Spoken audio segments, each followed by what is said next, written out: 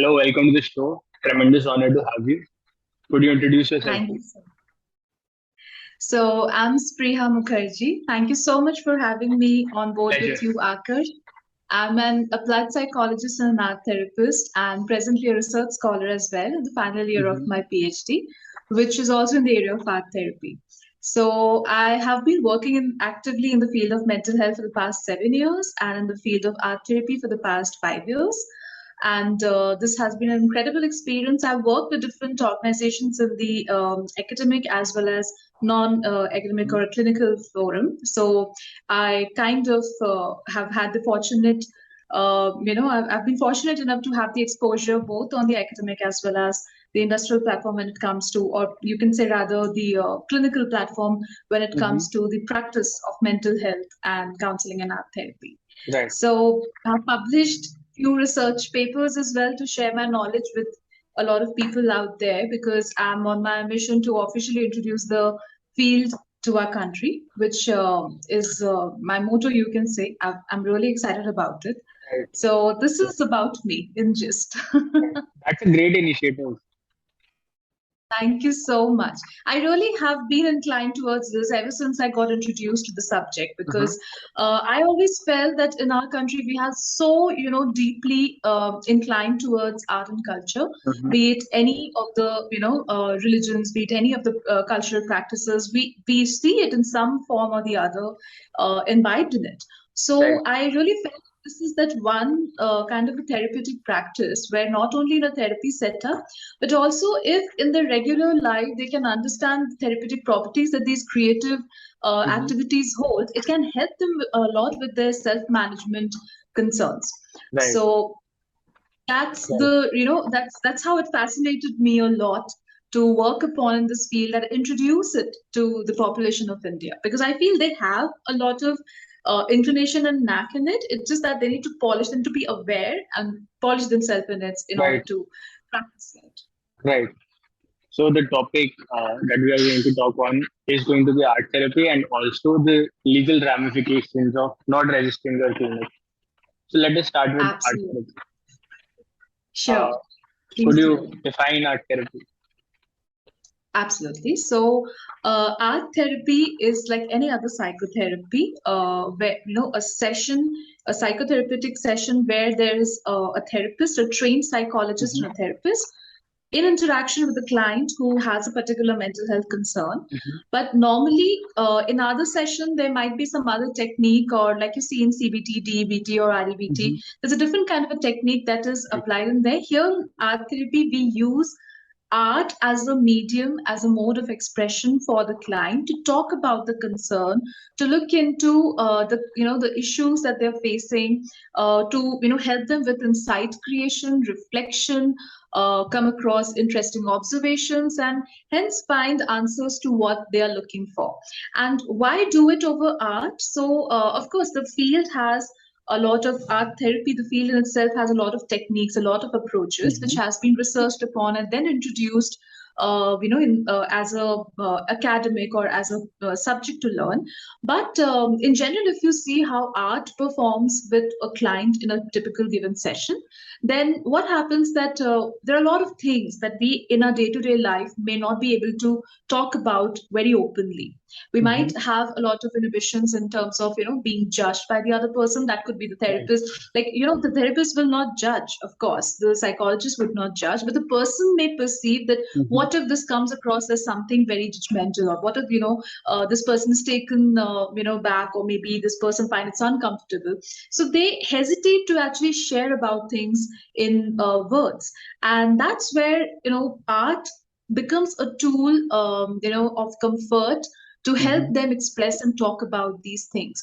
Also, when you do artwork, it is scientifically it has been seen that it kind of helps you with your motor skills, with your parasympathetic system, then nervous system. Then also it's a great stimulant for your brain when it comes to its cognitive functioning. Mm-hmm. And there are multiple such benefits which helps a person to think, to relate to one's emotion in general, and talk about it, to be oneself in a session, and help and work as a team with a therapist to resolve the issue that is going on with them. So this is what an art therapy is. An art therapy session, it's a psychotherapy. Like any Mm-hmm. other psychotherapy, art is also psychotherapy, which involves the usage of art as a mode of expression, medium of communication, based on techniques and approaches that are, related to it, and of course, taking into consideration the therapeutic properties that are really beneficial for Right. the client. So, like, art is subjective, right? So, how does the therapist determine the mood and whatever thoughts a person is projecting through their art? Okay, so this is a very interesting fact about art therapy, that normally, when we talk of mood, we talk of Mm-hmm. how happy, sad, confused, joyous the person is feeling. But when it comes to art therapy, we don't really define ourselves as therapists on the other side of the table, Mm-hmm. that what the person must be feeling through their artwork. We rather let them find out about what they're feeling, what is their emotion like. Because, for example, the happy mood to my perception could be something very different technically. Right. But my client might come across a very different definition for herself or himself. And Mm-hmm. it is important that we actually appreciate it, we look into it, we appreciate the courage that the client takes to understand their emotions, to define them in their own language, express about it, and hence determine how they would like to work upon it. Like anger to some might be a negative emotion, but to some it can be a way of looking at what are the things, or be aware of the things that are working against them, or Mm-hmm. what is unjustified to them. So every emotion to every person is different. Depending upon that, the mood will be different, the perception of the mood would be different. And hence, whenever we are in such a session, we encourage the client to talk about it, that how you're Right. feeling, what is the mood that you're experiencing, and what is it, that what kind of a feeling or what kind of an experience is it related to. We let Mm-hmm. them do the findings, and then we Right. team up with them and see where we can pitch the Right. grounds. What is the scope of art therapy in India?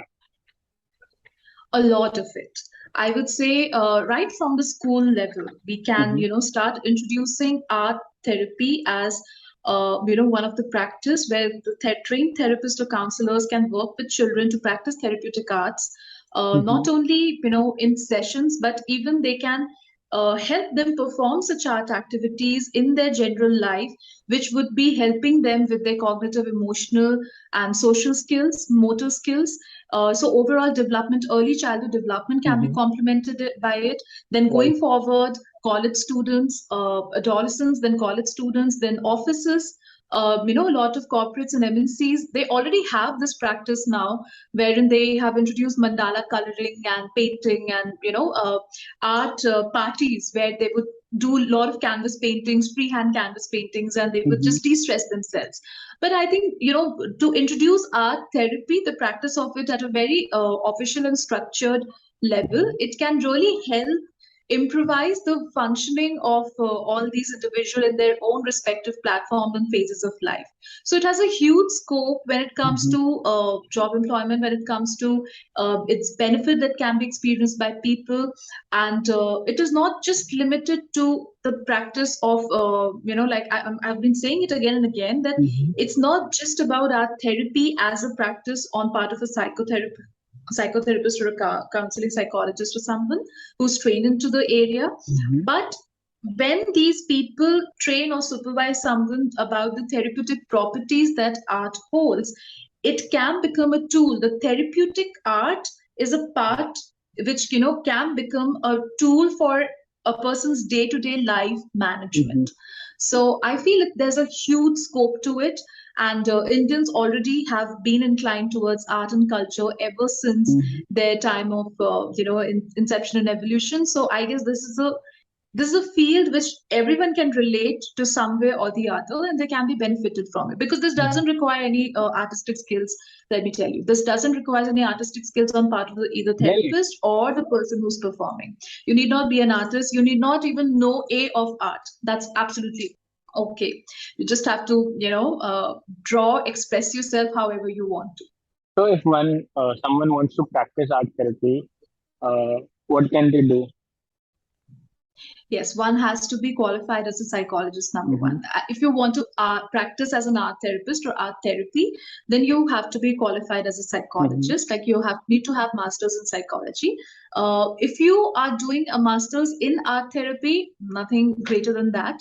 But if you don't have masters in art therapy, then you need to be a qualified psychologist by pursuing Mm-hmm. masters in it, and then followed by that, you can do a certification course or PG diploma or anything into the area of art therapy.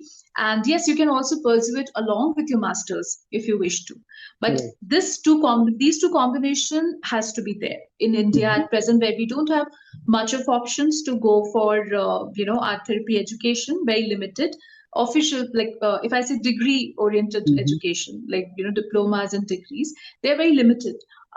Recently, this MIT SOFA, which is MIT School of Fine Arts and uh, Applied Sciences in Pune, they have come up with MFA in art therapy.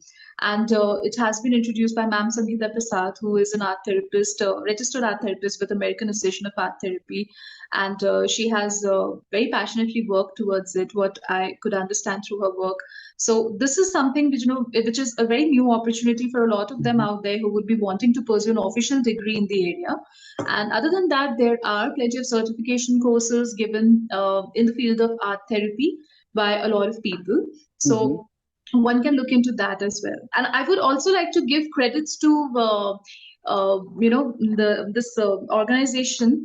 I'm forgetting the name, but WCCL Pune, right?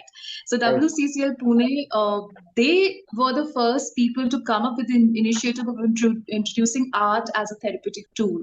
So they introduced the model art-based therapy, Mm-hmm. wherein they started using art as a tool of therapeutic tool in the sessions with people, and they've done a lot of research work in the area.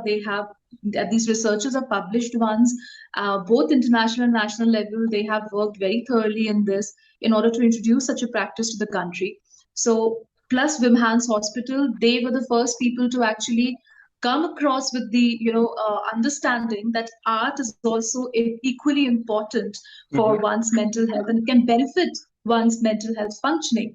They were, you can say, the pioneers, in India who got art therapy to application. So these are, few of the organizations. I would like to give you huge credit to them for introducing it. And if one wants to pursue art therapy, they can learn about these organizations, how they do it, and then further, pursue their masters in psychology. They can do the certification or Mm-hmm. diploma course and become one. Right. If we talk about the clientele or the demographic that can benefit from art therapy, can you describe them? Absolutely. So it is, applicable across people, across the Mm-hmm. all walks of life, and that's the beauty of it. It is never limited to any specific, population. You Mm-hmm. can like even it works equally good for children as well as adults as well as senior citizens. Across all genders, across all sexualities, across all types of work, Mm-hmm. caste, religion, everything. It doesn't get limited anywhere when it comes to its application. So when it comes to demographic, I really feel all population, all people across age groups and across different level can be benefited through it. Right. Right. Okay. So, what is your specialization and how can one contact you? I had a very interesting journey in terms of pursuing my career in the field of art therapy. I was doing my master's in applied psychology. When I got introduced to the subject, I took it up as a specialization. So I Mm-hmm. have studied art therapy as a specialization during my master's. Okay. It's a proper core subject. And after that, when I got into my job, I used to practice a bit of these techniques there with the students, and I saw that it has a lot of potential in it to help Mm-hmm. them. So then I wanted to pursue my further training in it. So I contacted Miss Sonia Bhandari, who was a trained therapist from UK. So it was not possible for me to leave my job here in India and travel abroad and do another master's course there in art therapy. So I was or a certification. So I then opted for a certification program here in India, and there was no one actually at that point of time offering. I requested ma'am to take me up as a personal train for personal training, and she agreed. She went through my profile, she did my interview, and she saw my portfolio and everything, and she agreed to train me. So it was a rigorous 5 6 months training that we did back in 2016. Mm-hmm. 2016-17 was the time. And after that, I pursued art therapy under supervision for a year under her, and then I decided to take up my PhD in this area to explore it better, to explore it more, to learn how at an international level it is getting applied.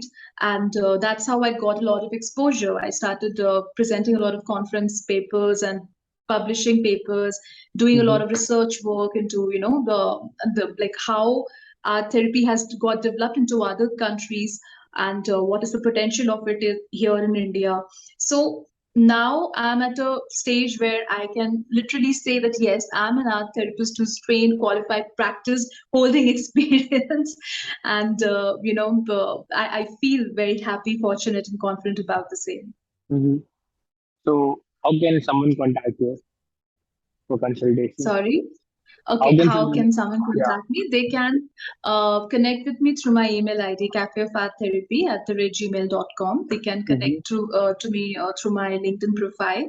I'm very active on my LinkedIn and my emails than the other social media platforms, I'll be honest, because of my work, nature of my work. So Mm-hmm. they can always connect to me from there for sessions.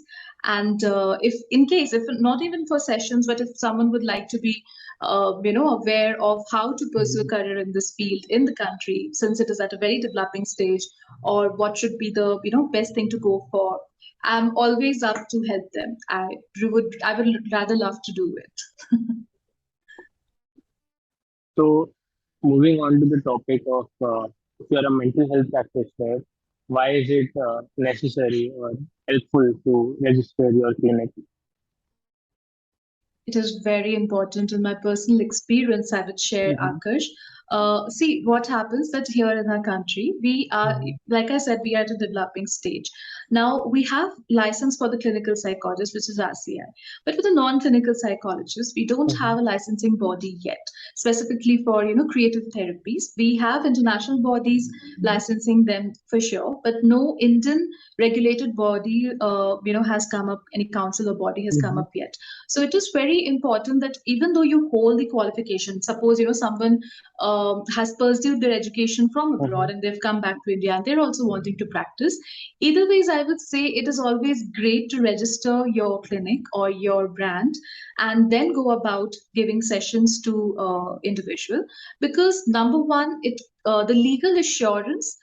It gives a lot of sense of security to your clients when they're approaching you, Right. because like I said, there are no license or any specific legal requirements specified for the non-clinical therapist or psychologist till date. Mm-hmm. Only for the clinical psychologist do we have RCI. So in that scenario, if you register yourself officially, this is a process where your documents are getting screened, where you are being analyzed as a professional, where you are being understood what are your capabilities and how what is your intention of setting up this practice, Mm-hmm. what are you intending to help people as a service or as or offering as a help. So when you register yourself, it's not that you just go and file in the documents and it's done. It's a process that you go through. So all of these things, they determine how authentic you are with your approach, which in turn helps a client have a lot of confidence in you. They would know Right. that okay, this person is not randomly coming out of out of blue and establishing or calling oneself a therapist or a psychologist and Mm-hmm. providing service, but they have legally they've taken the initiative to legally register themselves, their brand under the government of India, get their documents verified, and then they have stepped into it. So there would be a lot of reference. There would be a lot of legal, you can say a lot of legal assurity that they would Right. get. Right. Yes. Could This you helps tell us? enhancing the client interaction as well. This also helps Right. in getting more and more, clients in Mm-hmm. interaction with you because the confidence level enhances. Definitely. And ultimately, it is a service that you're providing. Sorry? It is ultimately a service that you're providing. Therapy. Yes, yes. And this is ultimately a service that you're providing. Also, I would say that work on your trademarks because trademark is not just about, getting your brand name registered in a way that it is not being, it's copyrighted and it's not used by anyone else. Mm-hmm. But in my experience of getting my trademark, they, asked me to specify the number of services or the number of activities that I would be doing under my brand, which was so important. I felt that this is actually where it is very important because a lot of people, they may be wanting to expand themselves, but they don't do it legally through a structure. Like when I had to do the documentation part of my trademark, I was asked what are the kind of activities that I would be involving in my organization or in my Mm-hmm. under my brand name. So I had to specify them that there would be psychotherapy services, there would be counseling, this is the nature of it, and there would also be certain academic programs which can help and benefit people who would be wanting to be introduced to the Mm-hmm. field. So they listened to all of those points, they took the details, and then they suggested me the number of sections that they would allow me under to practice under my own brand. So which is so important. I feel Right. this is something which creates a lot of structure and balance in our profession, where we often see, because we lack an official council right now to regulate the professionals, so we often get to see a lot of illegal or unethical practices as well. So when you go about the system this way, there's a lot of assurance on the authenticity, and there's a Mm-hmm. lot of balance in the structure maintained. So I really appreciated that. I was always up for it. Right. But what are the legal ramifications if you do not register your clinic? See, number one, there's not exactly, any, I would say, disadvantage to it directly. Mm-hmm. But yes, if you do, then you get a lot of, like you can prove yourself to be authentic in front of the client, number one. And otherwise, they may have hesitation that, okay, where are we, what are we filling the forms, intake forms for? Mm-hmm. Or, if anyway we find anything illegal and unstructured, where do we report or what do we do, how do we address Mm-hmm. it, who are you? So I think that is one thing, the client interaction gets a little more sorted. Secondly, if you are not registering your your brand now, Mm-hmm. then of course there's no recognition of your work officially. Right, that's lacking. And Mm-hmm. when there's no recognition, then it's very difficult for you to build up yourself, your career in the field. Suppose you are sitting with your resume in front of someone and you need to tell them that, okay, I've worked for 4 years, 5 years, Mm-hmm. I was taking private sessions, but what is the proof to it? You need Right. to provide them some proof, right? Right. When you writing it down in your resume, there needs to be a brand name, there needs to be some registration documents, something to suffice or to support the idea of Mm-hmm. having your own brand. Right. So when they would not, it would not come like as a surprise to anyone, but yes, they would know that, okay, this person is whatever they're saying, they're having a proof to it. Yes, they have worked, they have done private sessions, and this is how they have gone about it. So there would not be direct disadvantages, but yes, a lot of indirect ones. Right. These were few to name. Right. Okay. So could you walk us through the registration process and what is the fees like? Okay, so it would depend upon, the fee and everything would depend upon how you go about it. There are different kinds of organizations, organizations and consultants who are nowadays taking care of it on, for you, as well as you can directly go to the Government of India's website. I think that way they have taken care of it very well, that you can directly go to the, the website and you can register over there. You can look for the form and you can fill it up. And it's a long procedure. You have to take a couple of hours to look into it, because they would, your PAN cards, your all your documents would be required, and they would be screening through and everything. Mm-hmm. But you can do it directly over there. At the same time, you can do it through legal consultants, and the process would be same. It's just that sometimes when you do it on your own, you might get confused, so you will be needing someone's advice. If you have someone to advise you, it's great. But if you do it through legal consultants, then it's not much of an headache for you. You can just know what is going to how it is supposed to be done, what is there. Just keep a check, just keep an eye. Rest, they will handle it for you. They Mm-hmm. will look into it that everything is pretty managed. Right. So this is something that you can go for. I got it done through India Filings. They are really good, and Mm-hmm. it took me a month and a half time. I would be honest. It was not that I just gave my documents today and tomorrow it was done. It they take their own time to ensure that you are not a fraud, you are authentic, what you're going about is something that you're aware of, and they walk through all the legal steps very Mm-hmm. carefully, and they equally ensure that you also do the same. So I would always be updated on emails, and I would be asked to give my consent, only then the next step would be taken.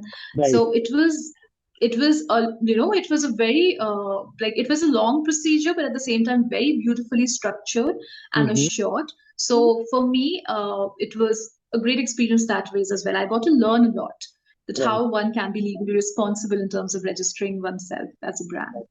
Right. Yeah. I think we should cut it here. It was a Uh, tremendous pleasure to have you. We'll stop the recording. yeah.